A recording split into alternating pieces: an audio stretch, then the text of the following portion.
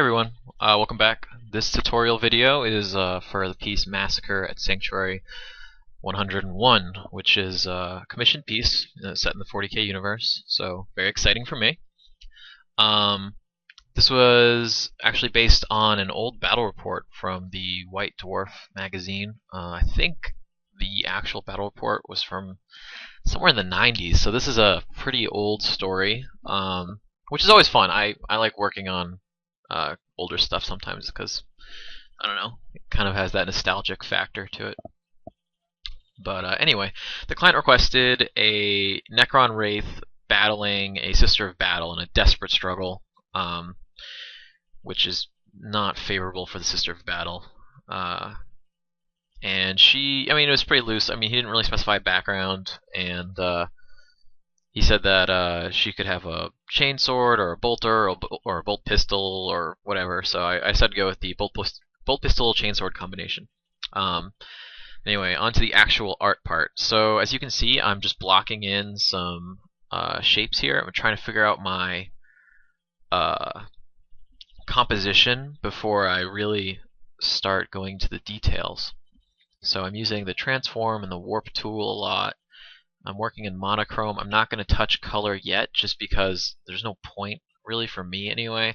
I really wish I could paint from color to start, but I find it complicates things too quickly. Colors have inherent values which can affect your composition, and that's a problem for me. I have to sort of make sure that all the different values work before I can start coloring. Alright, so we've got our Sister of Battle here, trying to blow this Necron Wraith apart with her bolt pistol. Another challenge that comes with drawing female figures is it's very hard to make a character look pretty when she's enraged. And what I mean by that is generally when you see heroines or whatever in comic books, they're not really that pissed looking. They're usually sort of smiling, or maybe they're shouting or something, but they're never really, I don't know, 100% thrown into the emotion. At least that's what I have found. So part of the story for the Sisters of Battle is that they are extremely fervent. They're the most ardent worshippers of the Emperor and the Imperial Creed. So I imagine that if this person was fighting an alien, which kind of represented everything against the Imperium, or was it such a big threat to the Imperium anyway, she'd be pretty pissed. So I really wanted that to be shown in her face. I wanted her to be kind of just completely overtaken by this zealotry and rage, this extreme xenophobia and just complete loathing for the Necron that she's fighting. As you'll see, I'm using a reference from Games Workshop. The better the reference, the better the art can be. So I'm trying to add all these little details, and I don't really need to look at a bolter or a bolt pistol for reference because I have drawn hundreds and hundreds and hundreds of these things. So I kind of can do them with my eyes closed at this point. But as far as the rest of her armor and details go, I definitely will, as you can see, have the reference open.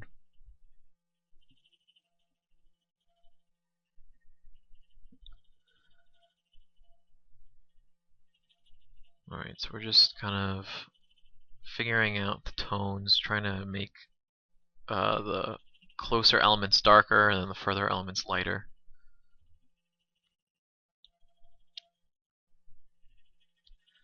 And of course, I don't have a problem with just taking the lasso tool and transforming, bending things, because right now we're sort of doing details, but really we're just sort of trying to figure out how the armor falls on her body. It's very important when you're painting armor to pay attention to the anatomy and try to figure out how it would actually fall on the person. So try to find reference for knight armor or SWAT teams or whatever, because people, when they paint or draw armor, they tend to make it too thin. especially people who have been watching a lot of anime, that they like to make their knight armor very thin at the hips and waist and stuff. And what you have to remember is that if you actually had armor that thin, you'd have to be emaciated to be able to fit into it, which is impossible if it's really that heavy. Not to mention, armor has usually layers of redundant armor underneath, like chainmail or cloth or an undersuit or something, and just try to keep that in mind that if you're wearing a body armor, it's going to make you larger. It's not going to maintain your size.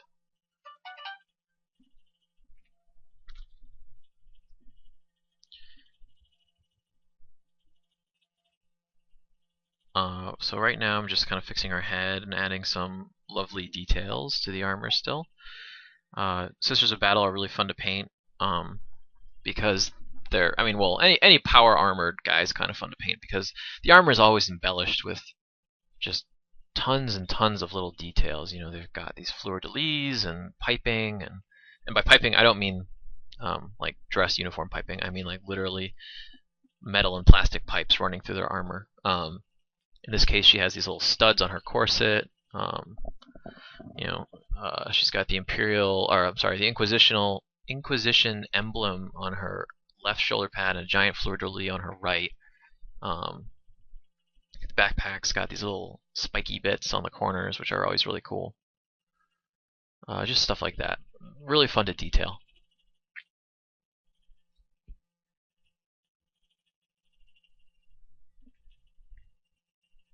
Alright, working on the hand here. I actually cheated a little bit. I just kept everything dark rather than really work out the details of the glove. I mean, realistically, if you had a muzzle flash that bright in front of your hand, you wouldn't be able to see the details of the hand, but just a quick trick if you're working with pistols.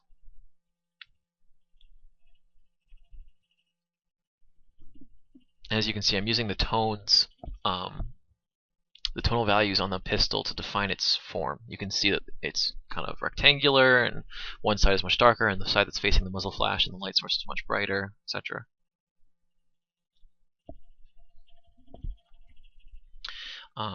This part I was actually a little bit anxious about. I'm still getting used to painting cloth. Cloth is really hard to paint, especially without good reference. Because the folds are really never that natural. They're always sort of weird, but it's because they're so weird that they're believable. I don't really know how to explain it. So I'm trying here to sort of do my best to make up some cloth. And I'm actually very happy with the way it turned out in the end.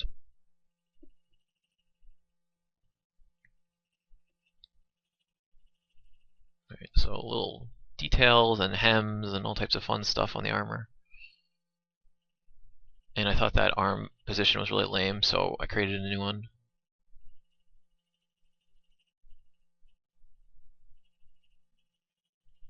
And just cleaning up the outlines. Which is ironic, because when I go back in color, I'm going to have to go over them all anyway, all the outlines, so whatever. Alright, so there's a chainsword, kind of low.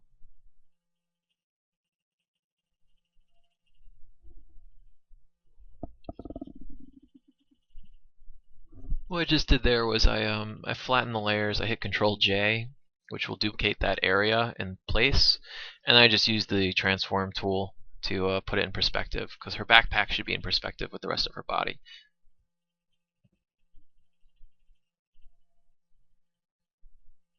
And just fixing the arm placement a little bit. As you can see, I really don't have a problem with just cutting whole chunks of my painting out and moving them and then repainting them in. I feel if you're not willing to fix things that dramatically, then your painting will never be at the right level that it should be. If something doesn't look right, you should fix it. It's going to take a lot of work, and it's not going to be fun to fix, but just do it. It'll be worth it in the end.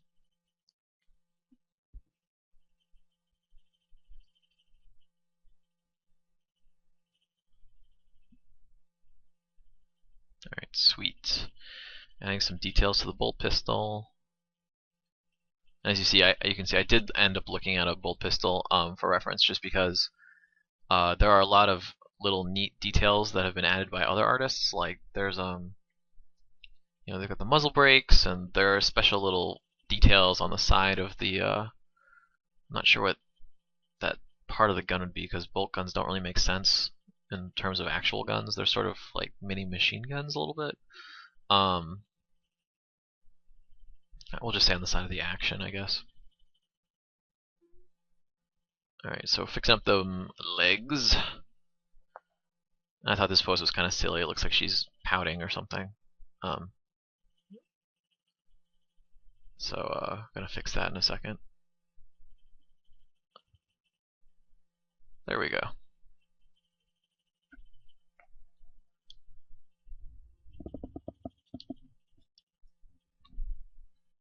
Can't forget the loincloth or the tabard. Same goes for composition in terms of if it's not right, fix it. I thought the composition was actually a little bit too close and that it wasn't really dynamic enough.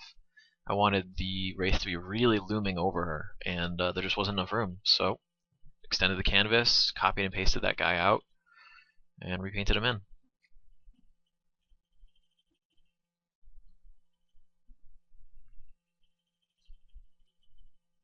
Now, I'll talk about the way I painted the background when it happens, but I cheated my butt off. It's not really a tip, but there's a style I learned from Adrian Smith, indirectly, just from studying his art, that he uses all the time. It's sort of like this painterly cross-hatching technique. Very good for filling in details and just adding noise that is painterly and not, auto computer generated or whatever.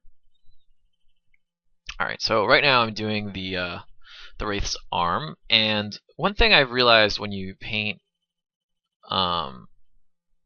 kind of more realistic depictions of miniatures is if you actually paint what is on the miniature, you're going to have a very distorted and boring looking character. What you have to keep in mind when you're painting stuff that has a miniature to go along with it is that the miniature artists are constrained by the scale they're working at. They can't put all the details in that they actually would like to put in. Some things are just too small, too finicky, too delicate to really be in a miniature. At least a mass-produced, plastic injection or resin miniature. So when you're painting them, take some liberty. Imagine what this thing would actually look like up close. If you could see all the little inner workings and all the little nicks and scratches and bolts and gears and minutia that really make up the character. Once again, I didn't like the composition, thought it needed to be tilted, so that's what happened.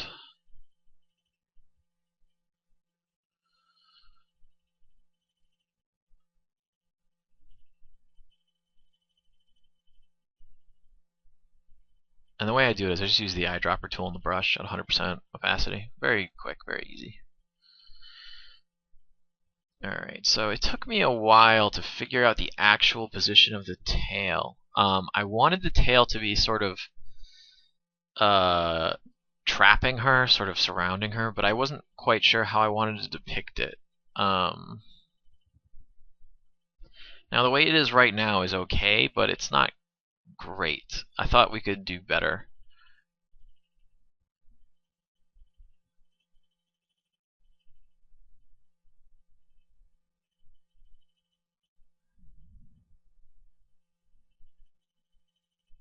Alrighty.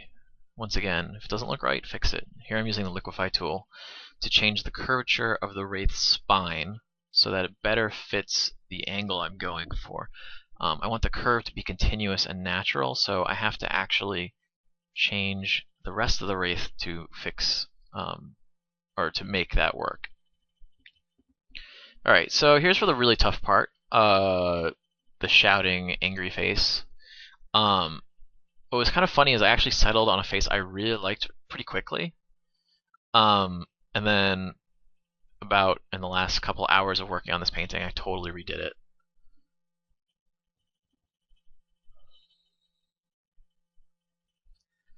Alright, so I kept working on the face and it ended up getting like smaller and weirder looking. That happens a lot when I work on faces. They end up getting smaller and smaller. I don't know why. I think it's just I work kind of subtractively when I paint them.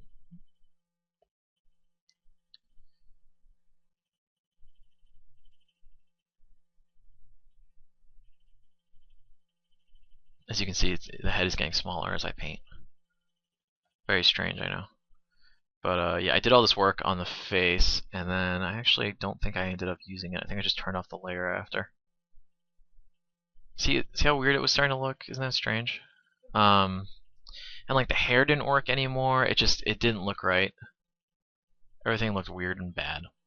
So I deleted it and just got rid of it. And that's the face that I'm going to use for the majority of this painting. Alright, so tail. I decided it'd be so much cooler if the tail was actually literally encapsulating her. The idea being that, you know, in like a split second, the sister Bow's gonna get shredded in half by this tail. It's just gonna, you know, tie her up and just ripcord, pull her apart. So this is a moment of high action and high drama.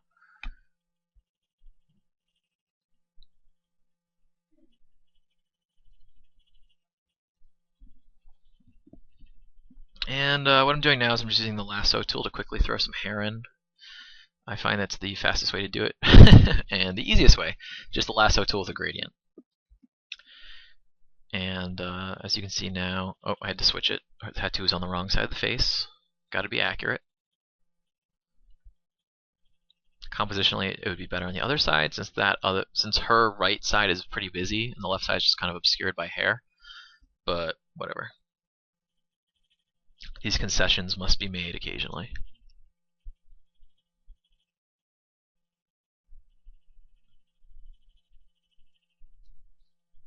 Okay, so I'm just adding some more highlights to the face to help establish the geometry and anatomy.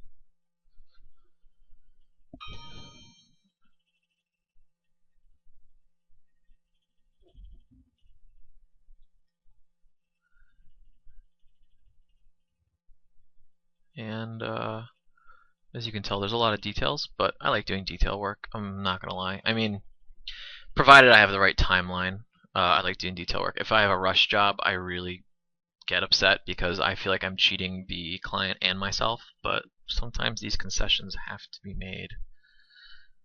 Alright, so anyway, back to the bolt pistol. Looking at the reference here, got a nice picture of a bolt pistol. And rather than have a skull with the Ultramarines, I guess inverse omega, it's a U, I guess, the horseshoe, we're going to be using the fleur-de-lis, which is the symbol of the Adeptus Sororitas, also known as the Sisters of Battle. Oh, also, I can't suggest this highly enough.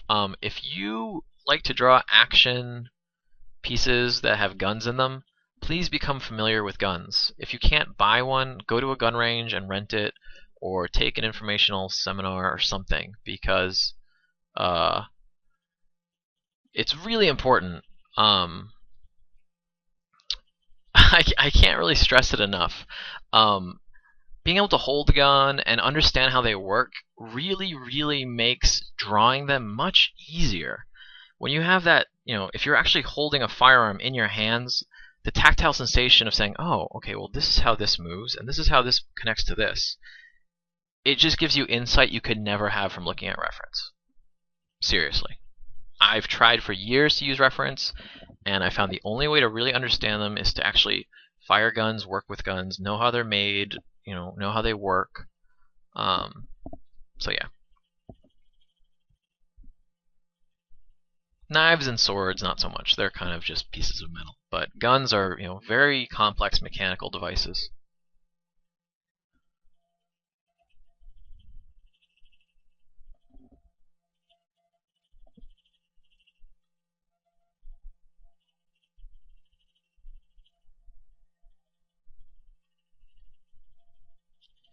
Alright, so we're just fixing the curvature here.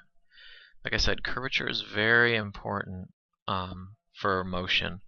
The human eye is very good at detecting when things are wrong.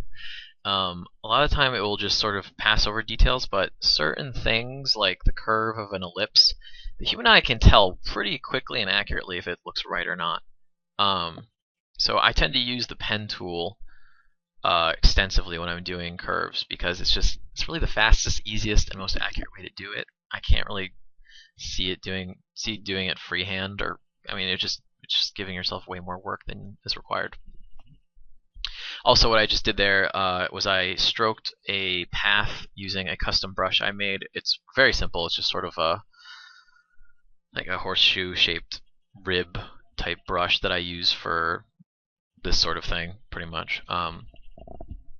Whenever I need to quickly add little ribbing or whatever to something, I have a go-to brush for that. It's very good for skeletons and snakes and serpents and nasty critters. Okay.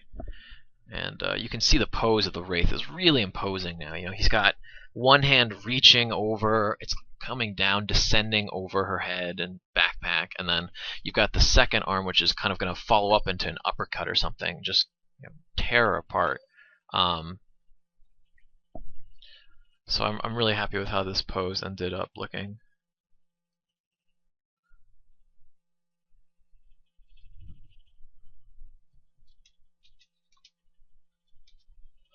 Alright, and what I'm doing here is I'm just adding more details to the Wraith's back. It was just this large area that had nothing really going on, and even if we're not going to flesh out the details, we're just going to add some details so the eye says, okay, there's something there. Okay, keep moving. Believable enough. Which is really most of what painting details is, believe it or not. It's just really fooling the eye and saying, hey, look, there's a lot of stuff here, but there's too much here for you to take in at one time, so look at somewhere else. And the eye says, okay. And that's it.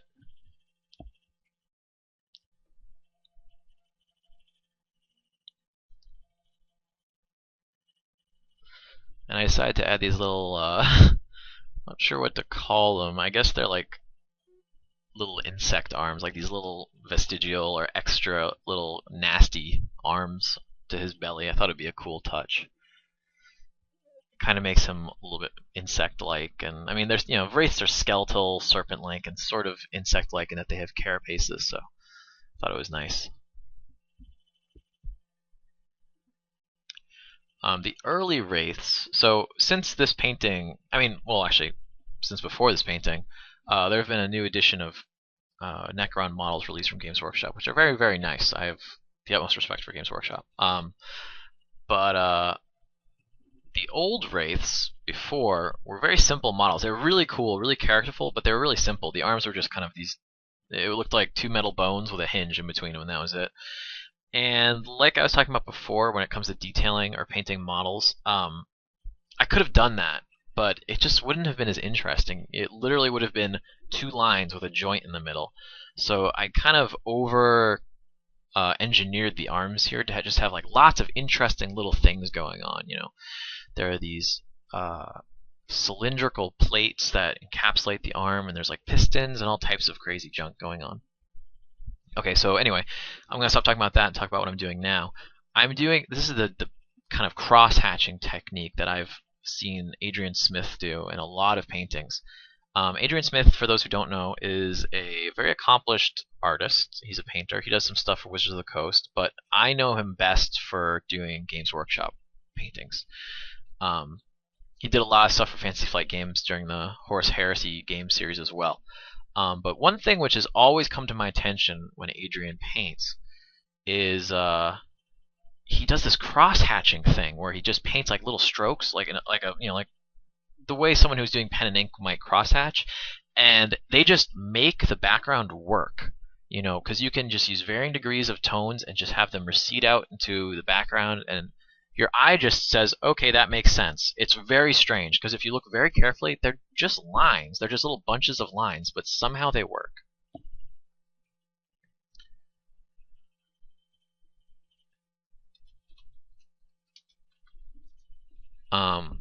Also, something which I kind of didn't really address really quickly, you'll see some bolter shells flying out of the bolt pistol. I specifically made a custom brush for shell casings so that I can get those quickly.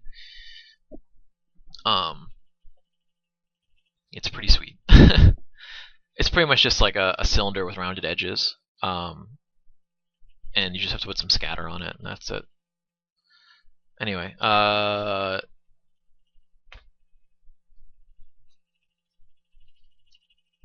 now I'm just further detailing the armor, as well as the legs. This is actually the most difficult part of the Sister of Battle to paint because it's so simple. It almost breaks the whole pattern of, they've got purity seals and studs and, inlays of gold and pipes and all types of crazy stuff on their armor. And then the leg plates are just really barren. So I had to figure out something to add there, which you'll see momentarily. Right now I'm doing more cross-hatching because I love it.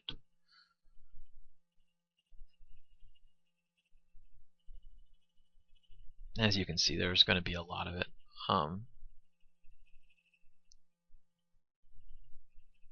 Check it out.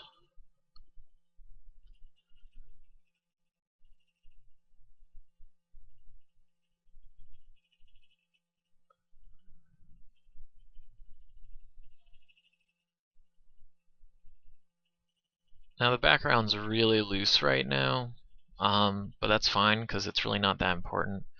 Compositionally, I'm worried about the characters, but I'm actually really happy with how this background turned out. It was very quick to do, which is good because I tend to spend a lot of time on the backgrounds, and I just don't really have that much time to paint.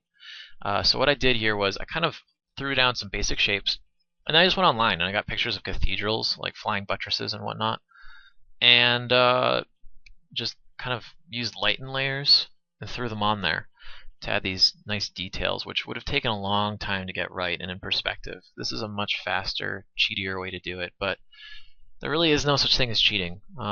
This is a picture of a cathedral from London, or sorry, not from London, but from somewhere in England, probably actually London, but whatever.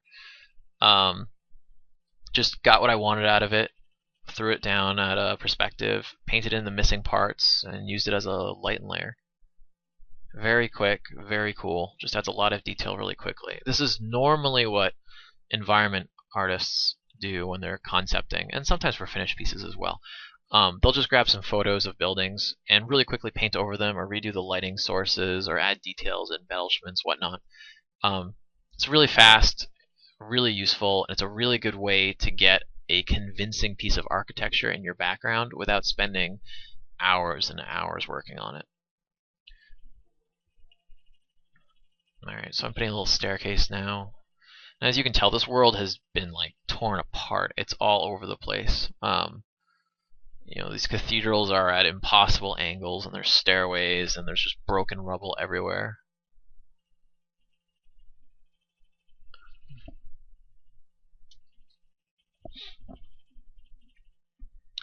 And I love buttresses. I think they're so cool looking.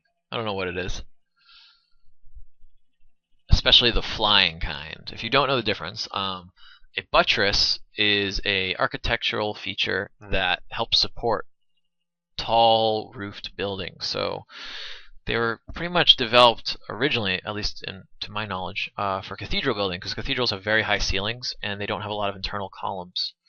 So the only way to support a building that tall is to buttress it or buttress as in literally strengthen or augment it from the outside. Now, flying buttresses are similar to normal buttresses, the difference being that they don't actually connect to the building totally. They connect at one point and they sort of arch outwards. So they're really cool, and they pretty much only appear on cathedrals. You don't really see them anywhere else. They're a very westernized architectural feature.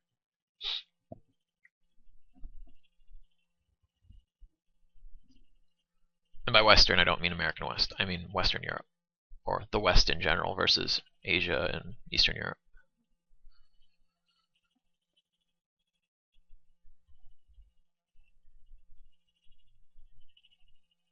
Alright, so I'm just doing more rubble. And a lot of this is actually inspired from Rome, not the TV show, the actual city. The Forum, or the Fora, if you're using the plural, in Rome are really breathtaking. There are a bunch of ruins, which are, they're pretty broken down, but they're mostly columns and pediments from buildings. But they're really neat. They're just kind of like these ancient stones that are still somehow surviving and standing up in modern times. And as you can see, I added some more flying buttresses here. For those who don't know, generally, I don't have the actual battle report, so I can't tell you for sure. But most conflicts that Sisters of Battle in are on what are known as sanctuary worlds, which are sort of these planets that are completely devoted to the Imperial faith. So they're just planets that are covered in cathedrals, really religiously oppressive places to be. And because of that, I really wanted this place to just sort of be like one giant cathedral. I mean, there's a cathedral across the street from a cathedral, which is next to a cathedral, type of a thing. And when you're tired of cathedrals, you go to a shrine.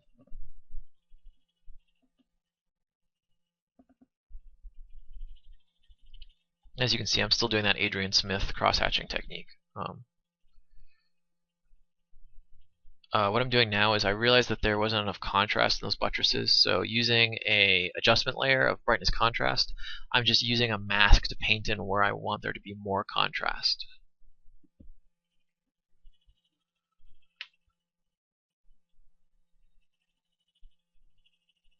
And adding some details to the background here while I touch up the outlines.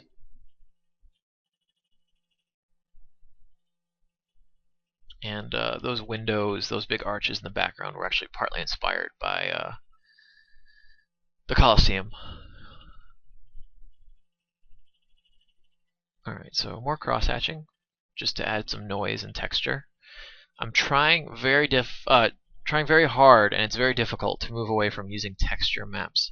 I know I've sung their praises in the past, and I still love them, but I'm just trying my best not to use them. I feel like if you use texture maps, you have to go all the way with it. You have to try to go for a photoreal finish on everything. Otherwise, you just have this awkward patch where it's like, hey, this is really nicely textured, but where's the rest? So I'm trying to keep away from it if possible. I'd much rather do other techniques, more painterly techniques, if I can. Alright, so up there I'm doing kind of a broken down walkway with banisters that have been shattered by artillery rounds or something. Here's another adjustment layer that I'm painting in, and now I'm just painting in some rubble. And the way I'm painting the rubble is I'm just using values. Oh yeah, I had this idea of doing this like shattered look to the sky, but it didn't end up working out. Oh, of course, if you want a cathedral to be an Imperial Cathedral, you gotta put the Aquila on there.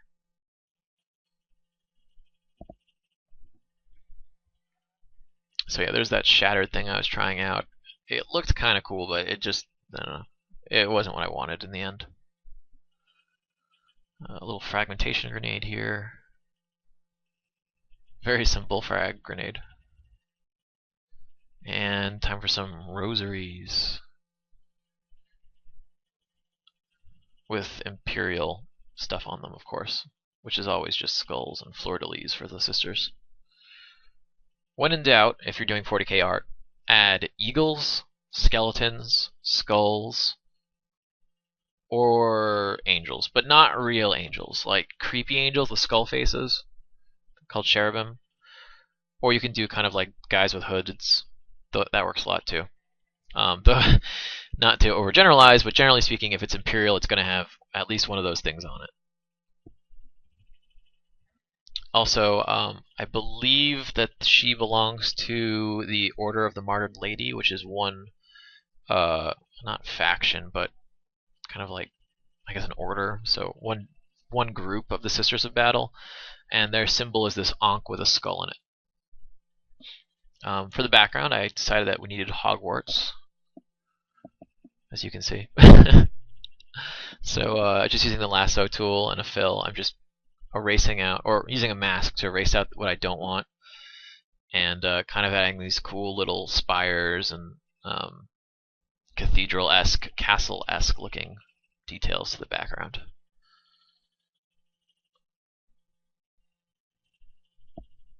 And here we go, adding more noise and detail. Ooh, and now we're on to color. So color is fun. In this case, I believe I was using normal layers, and then I was using the monochromatic painting as an overlay.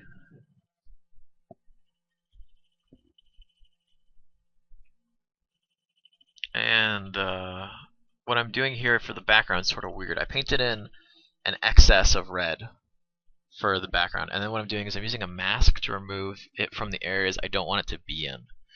And this is how I'm going to be establishing aerial perspective.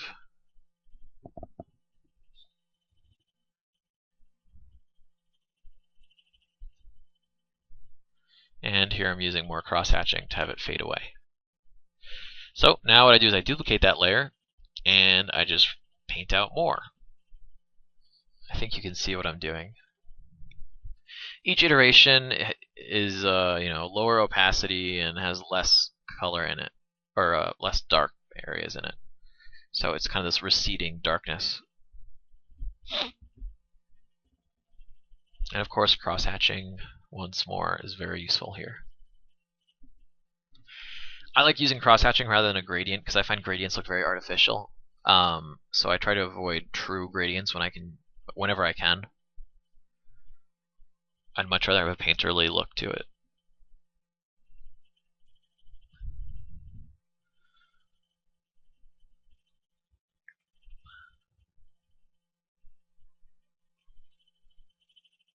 Alright, and still doing more layers in the background just to further differentiate all the different little buildings.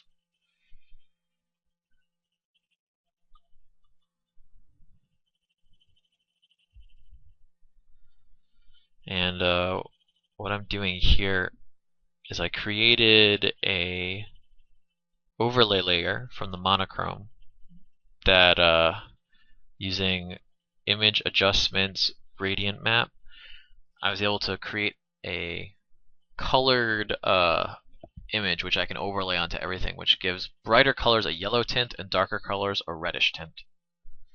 And it will universally affect the painting. You can see it in the sidebar. I think it's layer 259 or something. Or maybe that's 100. Maybe it's, no, I can't tell. 159, I guess. I love layers. And now we're doing coloring. Coloring's pretty boring, so I apologize. You're not really seeing that much change. You're just seeing color or hues get applied. But hopefully this is enjoyable. And what I'm doing is I'm just using normal layers with 100% opacity brush, 100 to 90% opacity brush, depending. And I'm just painting in everything that needs to be a certain hue.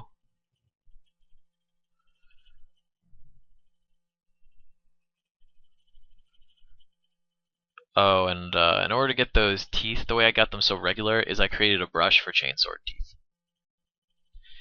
What I do is I just make a path along the edge of the blade, and then I stroke it with the brush, and voila, I have a complete chainsword teeth set. Very quick, and I'm very happy with it because chainsword teeth are really hard to do freehand. It's really hard to keep them consistent. And since they're a mechanical device, they should all be exactly the same.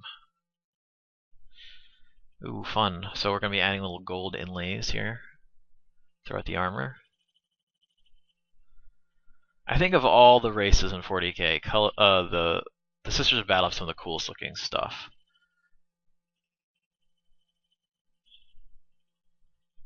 They've got this like sweet, armor design with lots of fun stuff. I think it's just they look so baroque, and I really like that. That look really appeals to me. So I really like how they look. Which is also probably why I like Black Templars, because they're pretty similar. They've both got that like high sheen black gloss armor with red, black, and white, and gold.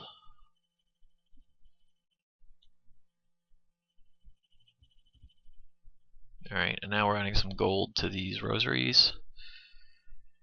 And as you'll notice, these rosaries are pretty loosely done. They're just sort of little dots floating in midair. Alright, time for some of this white for the fleur-de-lis and details. Now, originally I was actually just going to have this be painted white, but I figured it would be cooler if it was kind of like a silver, like a light silver, whitish silver. So that's what ends up happening.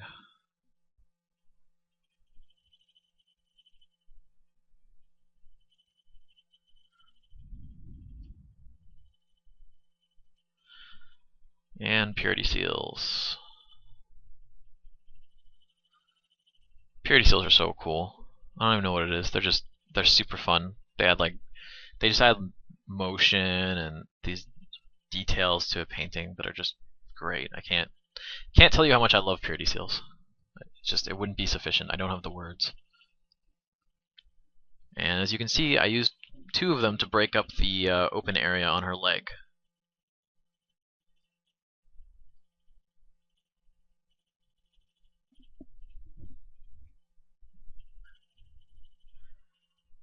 And time for some of the little wax seals. One thing I've had to be careful about is I used to paint them on the armor of my miniatures, the wax seals, as kind of like this bubblegum pink almost. Like, and if you've actually ever seen a wax seal, they're very, very red. They're very saturated and shiny, and they don't look anything like bubblegum. They are not soft. They are not like silly putty. So I've had to kind of cut that out.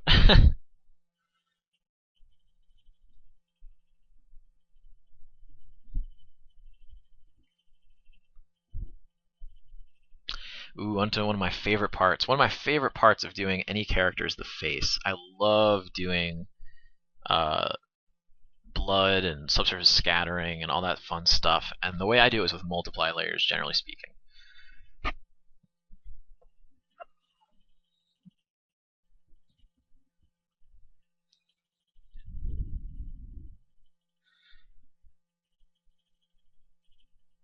And as I've explained in other paintings, there are 3 bands of color on the face. The top band is yellow. This represents how thin the skin of the scalp is and how the skull actually comes through a little bit. And the older a person is, the more pronounced this color will be. As people age, their skin becomes kind of thinner and more waxy, so light can penetrate it more easily. The second band of color is across the eyes and goes a little bit into the nose. It's really a purplish red. Kind of represents where the eye sockets are more purple, and then the cheeks and nose are more red because there's more blood flow and the skin is thinner there. Lastly, there's the bottom color band, which is blue. Now, this is most readily apparent in men, generally because most men have a 5 o'clock shadow if they're clean shaved. But it's also apparent in women, it's just far less distinct. So if you're going to do it with women, make sure it's very, very faint. Otherwise, people are going to think you have a bearded guy running around.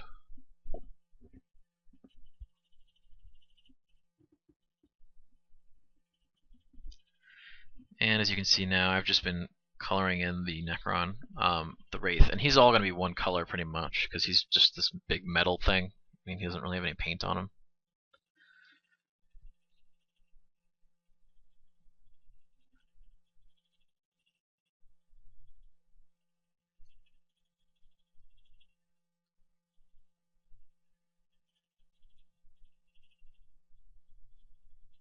And yes, these are all done by hand with the brush tool. No cheating here. Occasionally I use the lasso for bigger areas, but there really are only a couple of ways to do it.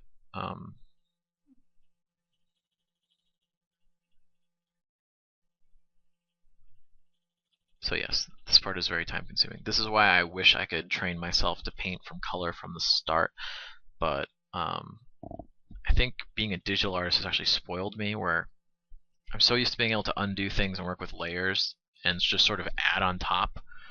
Whereas in oil, it's not that forgiving, so you kind of have to commit from the beginning. Because of that, I'm kind of hesitant to start with color. Now, you'd think that it's actually would be easier to start from color with digital, because if you don't like it, you can just paint over it. There are some colors with oil painting that will just never be true if you paint over them. Like white painted over things is never really going to be white. It's always going to be tinted. Whereas with digital painting, white's white if you want it to be. 100% opacity white is 100% opacity white. That's it. But I find it's harder to figure out my composition and to make sure all my tones are correct if I work from color from the start. So I haven't got there yet. I think that's what I want to try working on next, but I don't know. I'm not really confident yet. The last time I did that, I was working on some Terraria fan stuff. which actually I think you can still find if you go to the Terraria wiki. Look at the different armor classes, and there should be some paintings I did from about a year ago, maybe a year and a half. Also a fun experiment because you can see how far I've come in the past year and a half.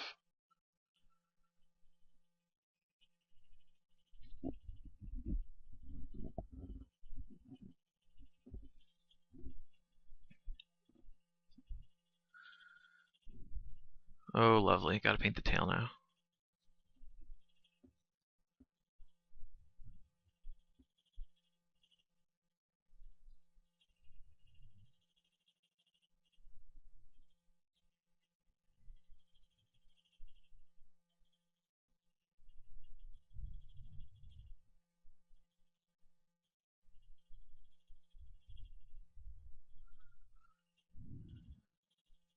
Now you can see what I was talking about with some colors have inherent tones to them. As you can see, as I paint this kind of bluish gray over everything, it doesn't really work with some of the tones that we've already set down. Now the areas of the tail that are behind the sister battle look fine. It's the areas in front of her that are now too light. As you can see, it should be darker than she is, but they're not. And that's because we're using this light kind of bluish gray color, whereas she's painted with almost blacks and stuff. So once I'm done coloring these little parts in, you'll see that I have to go back and fix that.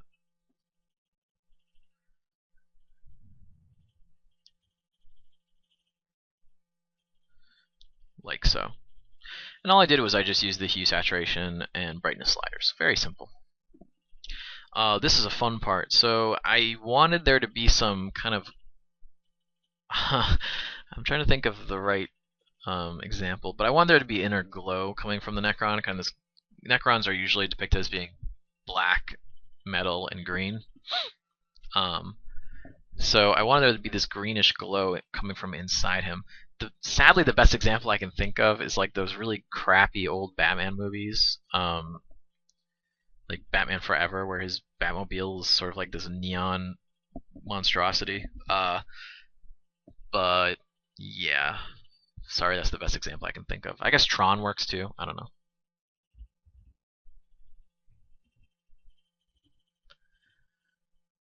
And here we're doing some muzzle flash, just using normal layers.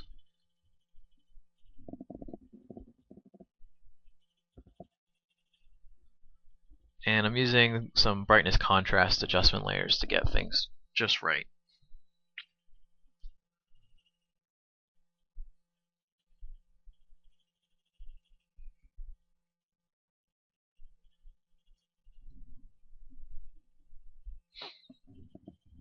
Alright, so now that we're done with color, we're into the rendering phase, which is when I go back and I add additional color, or color.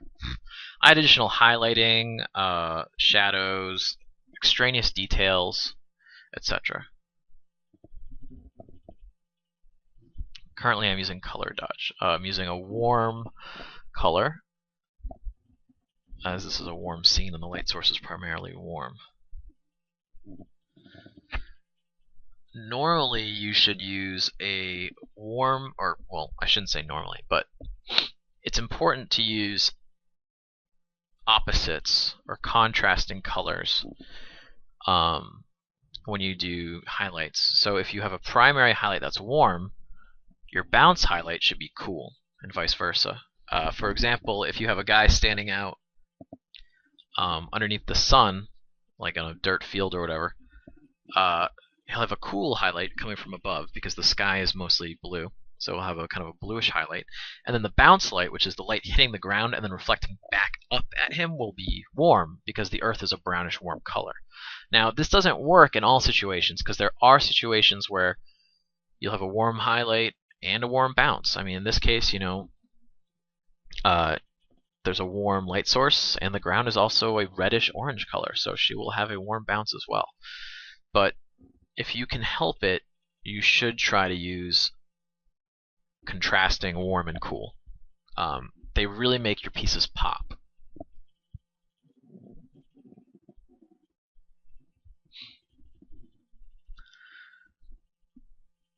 As you can see, I'm doing the loving little details where I go through and add little highlights to every single part of each character. These take a very long time to do, but the piece just does not look right without them.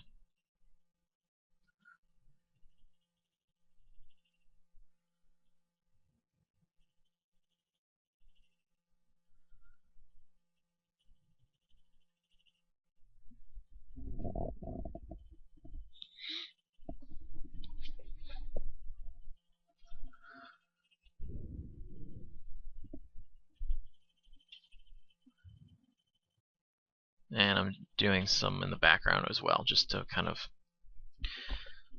make the background have comparable levels of contrast. Not more contrasted than the foreground, because that draws attention, but just so it's not kind of this big washed out area.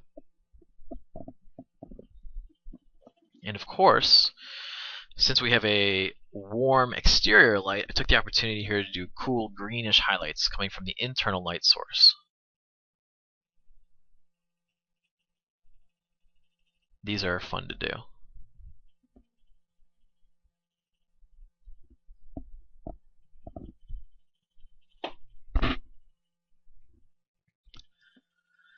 And I did take some liberties here, just sort of inventing my own structure underneath, but I thought it looked cool. It adds that level of complexity where it's believable, but you don't get lost in the details trying to figure out how everything works. It's just sort of like, oh, there's stuff going on in there, sweet. Also, it helps reveal what is actually going on with the Wraith, because he's a fairly large figure without many details, just because he's so dark, he's almost silhouetted. And what I'm doing now is I'm going back, and I selected one of the nice colors from the highlights. I'm just using a lighten layer to paint that in. The reason I'm doing this is that if you use a color dodge, it will not be consistent, because color dodge affects the colors and tones underneath it. So you can highlight something everywhere in the same fashion with a color dodge, but the highlights will always be different colors.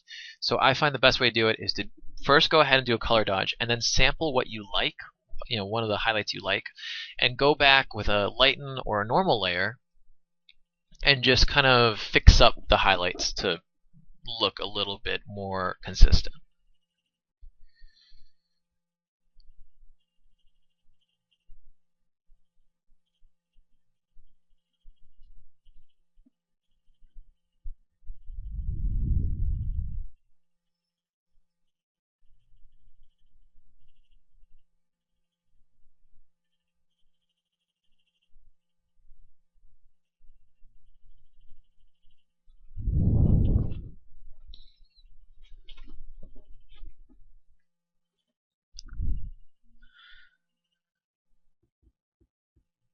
So as you can see, I'm still using this lighten layer. I'm just going around and adding little details here and there, just to hint at the shapes and the structure of the Necron Wraith, so it's not sort of just big black block.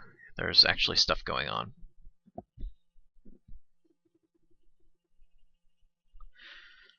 Same with the sister's armor.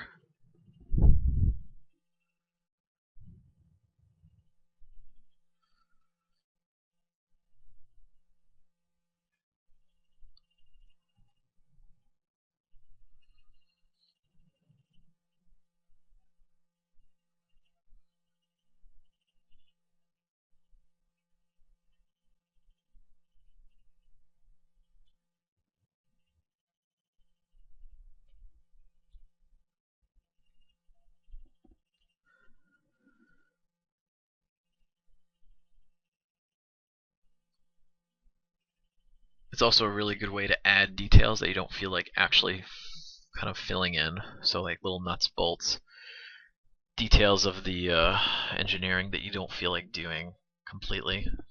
You can just hint at them with these little highlights.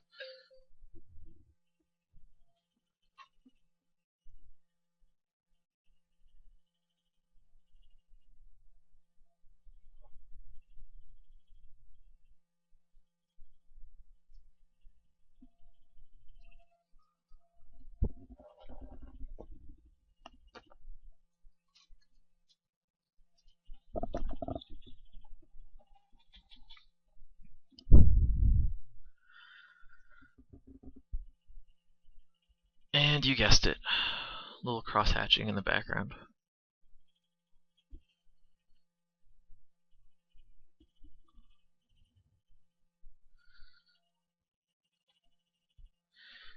Sometimes what I do also is I'll go back in when I'm fixing the outlines, and I'll just sort of add little details by removing or bumping out certain areas.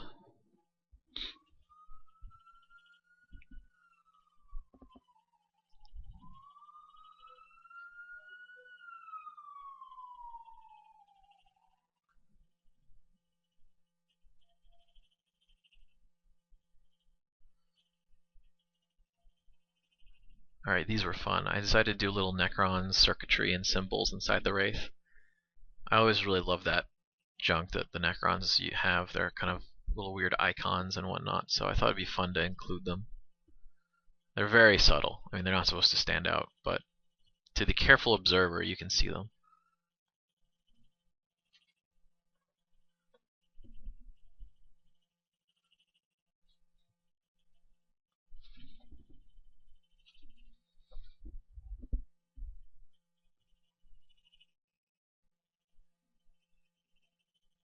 And the highlights never stop.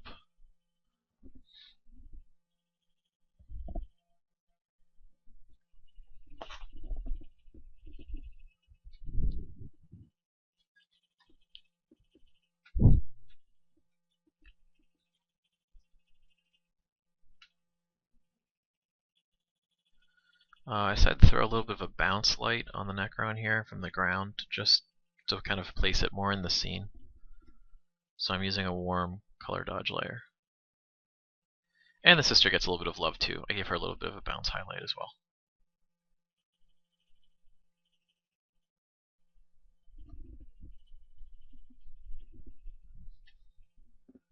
At least on her more reflective portions.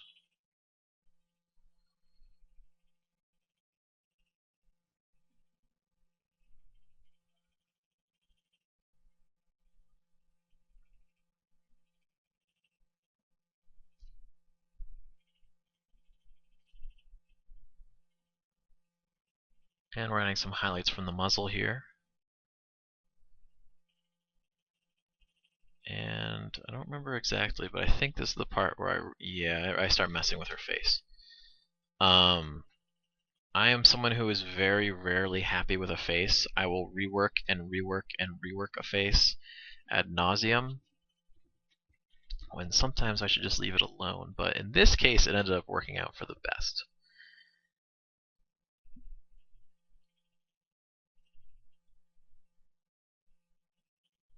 So her face is really pretty right now. You know, it's just sort of like a generic pretty face yelling. But I didn't think that was enough. Before I do that, I'm adding these little rib details to the Wraith here, which I thought were really cool.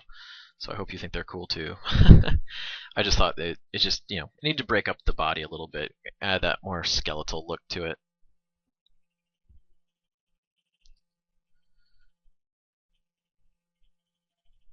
And here's for some more tricks. I am going to be adding highlights to part of the Wraith using the lasso, mask, and gradients. Very sneaky.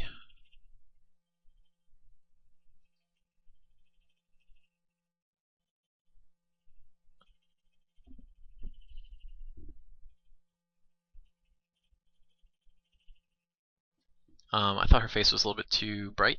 I thought it looked a little bit blown out, so I used a quick multiply layer to kind of increase her melanin count a little bit.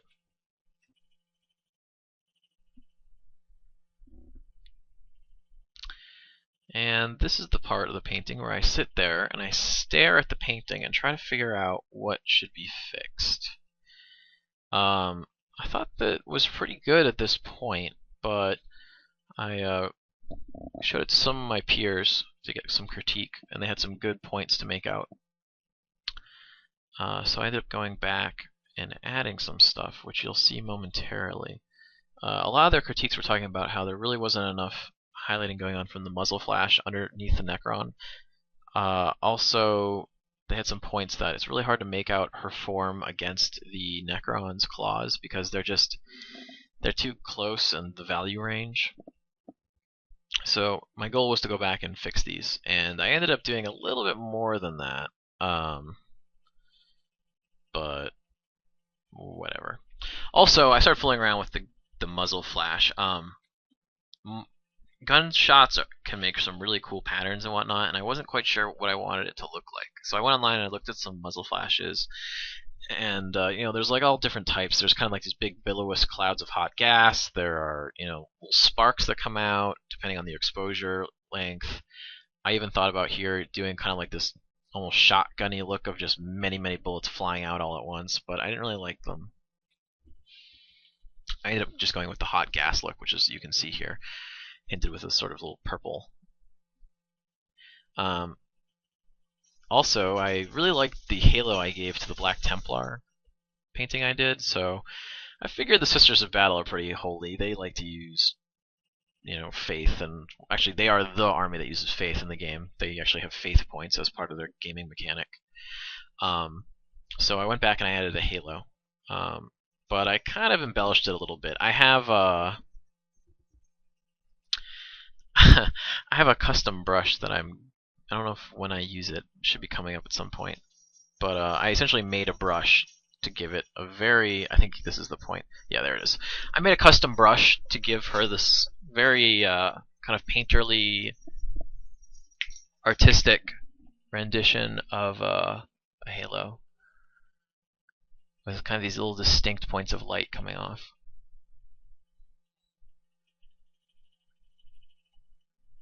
And using another brightness contrast adjustment layer here.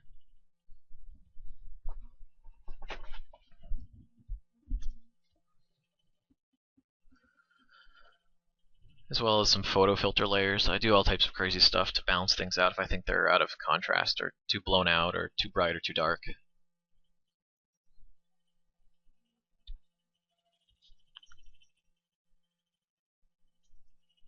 So here I am increasing the contrast. Rather than using an adjustment layer, I'm going to actually paint in more highlights. I find it's the best and most earnest way to do it. It just has the most natural looking results. If you use a contrast adjustment layer, you're going to get blown out looking things if you're not careful. Also, the computer can't understand what you want to see. It's just going to follow an algorithm. So if you keep saying to yourself, well, I'm using this adjustment layer, why isn't it getting brighter here? Well, it's because you didn't make it bright enough to begin with. So go back, paint it, and then try again.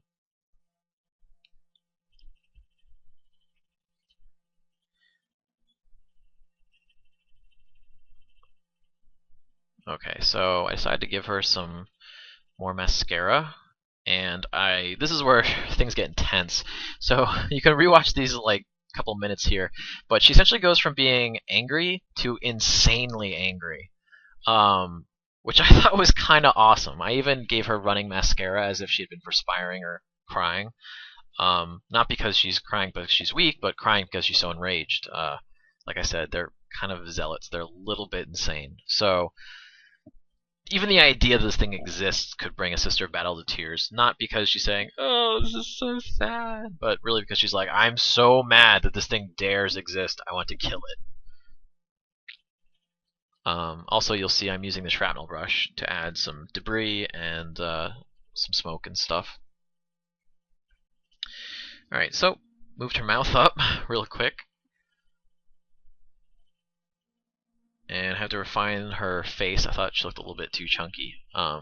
She just had, not like in a fat way, but she just looked too young. Her face made her look like it was too round and full. And she should be a little bit more hardcore than that, a little bit more bone and grizzle. Alright, so here I am painting in some very nasty facial features.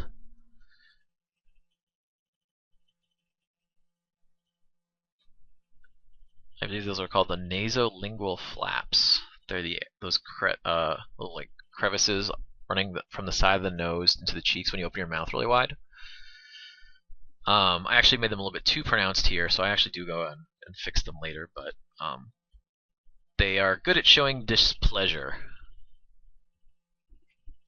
Similarly, you can see here I'm wrinkling her nose, furrowing her brow, and giving her kind of these crazy wild eyes.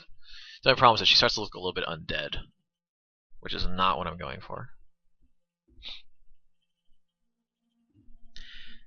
And what I did there was I used the lighten layer to really quickly help differentiate the tones of the tail behind her, her body, and the tail in front of her. More little glittery details. And I thought it'd be cool to have kind of like, not really smoke or fumes, but kind of just like highlighted dust from the back of the Wraith, so I added those in. And here's my really interesting attempt at making vibrations from the bolt pistol going off. I just used some little repetitive lines on the highlights and shadows. Alright, back to the crazy face. And now I tried using some color dodges and color burns to the background, but I didn't really like where they were going. I thought they were too saturated, so I kind of weakened them up a little bit. Also, the Necron Wraith at this point looked actually like it was more afraid of her than she was of it, so I had to kind of make its brow a little bit more angry. Just using color dodge layers here for the glow of the Necron, by the way. And I also thought about doing sparks coming off the Necron, but they didn't look quite right.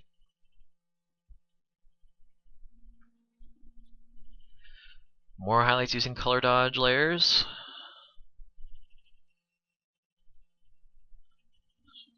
Oh, crazy face. Oh, and of course she had a busted nose and lip. Because the whole point is it's a desperate battle. I want her to look like she's been fighting, and she's probably not going to hold on for too much longer. Also darkened her eyeliner, mascara, and lip stick a little bit. I was going to say lip gloss, but that is not lip gloss. And I decided to go back in and add some tattered parts of her parchment kind of tearing off, like she's kind of on her last leg.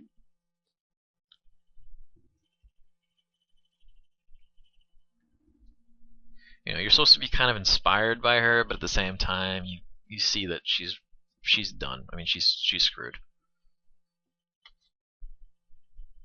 And here I am adding some warm highlights from the muzzle flash.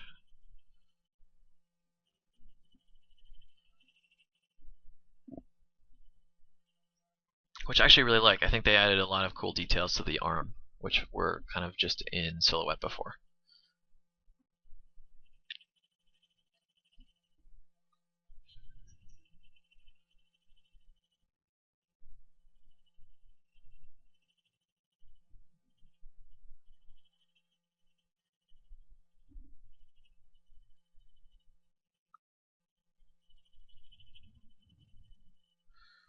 And here I am using normal layers to add more details, fixed geometry. Now I'm adding some debris, because I love debris. And I make brushes just so I can easily do it. I tried adding lightning, but I thought it was overkill. I think you'll agree, it was just too much. And I went back and softened her face a little bit, because she looked, I don't know, undead. So I wanted her to look more alive.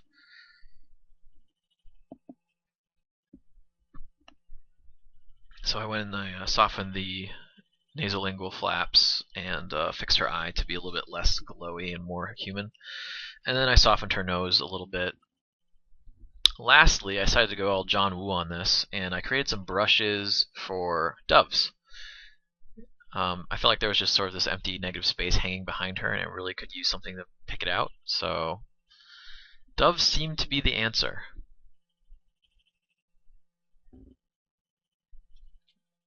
And I'm actually really happy with the way they turned out. I'm really glad I decided to go that direction.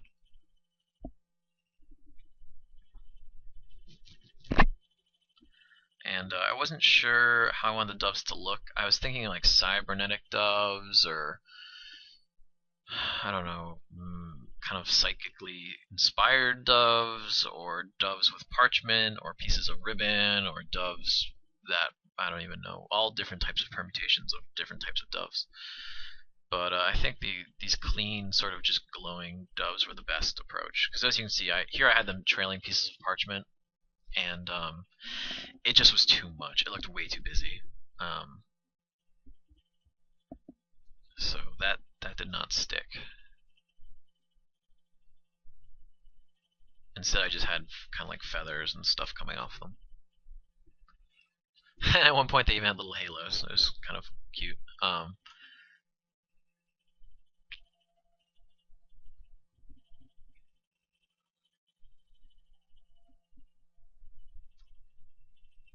And then I decided to flip the composition, see if it worked, and I fell in love with the alternate composition. And I decided that's the one I actually wanted to show. And lastly, I added some additional echoes of halo around her. Kind of like a war cry, or I don't know, something just cool. It added some nice lines to the piece.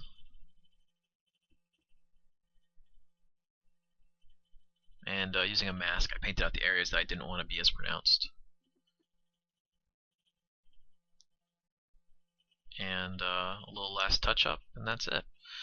So I hope you enjoyed the piece. I really loved making this piece. It's actually one of my favorite pieces I've done so far. I think a lot of it is that I got a lot of good feedback and critical